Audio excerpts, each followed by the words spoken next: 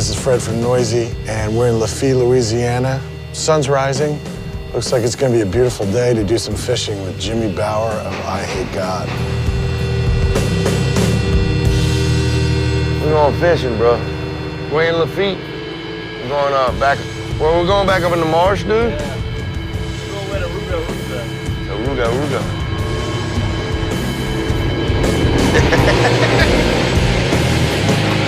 Holy shit.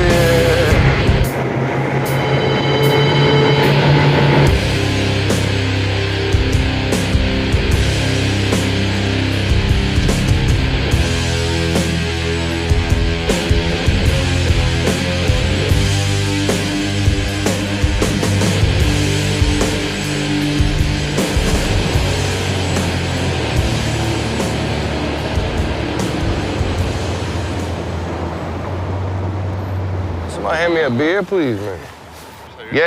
I used to come out here by myself and just bring a big joint and smoke the joint and then just ride around, dude. It's awesome back here, man. Ain't nobody out here. And cock it over and hold it. Make sure you hold it back like that and just let go. There you go. Caught you a cypress tree, man. You got it now, bro. I think everybody's got a band in their head that they want to hear, you know, and when you find it, you know. I'm kind of a mama's boy, grew up in the suburbs, altar boy kind of bullshit. Mike Williams is the exact opposite. So I kind of like took the big brother role with Mike, you know, but also learned a lot from Mike, you know. We had a crazy friend, his name was Chris Hilliard. And he's the guy that came up with the name I Hate God. Well, we'd go over to Mike's house and take a bunch of acid and listen to like Chrome, Swans, SBK, Melvins, you know, and all this shit. And I remember we were tripping. He's like, dude, a great name for a band, I Hate God. And at first we thought it was stupid, you know. He's like, we'd spell it E-Y-E, one whole word. And we were tripping. We were like, dude, that rules, you know. We needed a drummer, and he goes, dude, I got the perfect dude. So went over to his house and literally played guitar through his stereo, you know, through a 1/4-inch input. And I just remember Joey looking like he's fucking 10 years old, but beating the drums like he was like John Bonham or something. And it was cool because he was really into like old magic books and Crowley and, you know, all this cool shit, you know. Maybe 19, 20. He was a lot younger than us, you know. You know, it was a match made in heaven right there. Not long after that, we did the first record. That day, we wrote like 3 or 4 songs.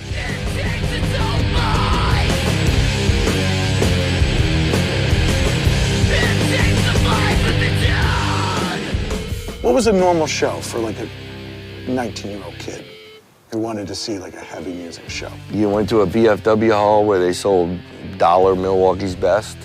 You know, you felt safe. Real family-oriented, you know, like people with mohawks hanging out with their babies and stuff like that. And you know, just showing up at something like that and seeing the freedom and just the acceptance, you know. And you tend to walk down the street and people judge you, you know. Oh, he's wearing all black, you know. Or he's got tattoos, you know. There was no sense of that there. A lot of camaraderie. In the true family sense, everybody came out, everybody gave 100% for those bands. And it was just a really cool thing to, I guess, to be brought up in, you know, in hindsight now, you know. I mean, we go on tour, we take that same attitude with us on tour, you know. I mean, we don't hang out backstage, we walk around, talk to people. To me, that's what shows are about. You go there because you might not feel comfortable in other situations, you know, or you might not feel comfortable in Walmart or wherever, you know. But you go to these shows and you can let loose, you can be yourself. Nobody's gonna judge you, you know. To me, that's true underground, you know. Yeah. Open-minded, man. Absolutely. I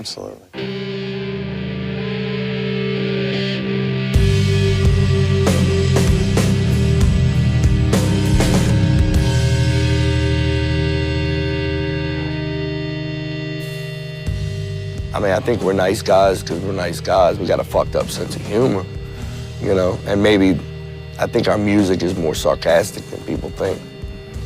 It's our way of projecting that fucked up sense of humor. you know, even down to the riffs, you know. It's almost like you guys are a punk band that's disguised as a metal band. Punk attitude, punk speeds at times, but Iommi-style riffs. Carnivore, dude. Yeah. Listen to a Carnivore record, you know, you got like, 30 seconds of a fast beat and it's like, goes into like the heaviest. We were really influenced by stuff like that. Listen to fucking Wheels of Confusion in the middle of New Mexico by yourself at night when the stars are coming out. I was like, fuck me. That was my finding God, you know. What a good God it is. Boo.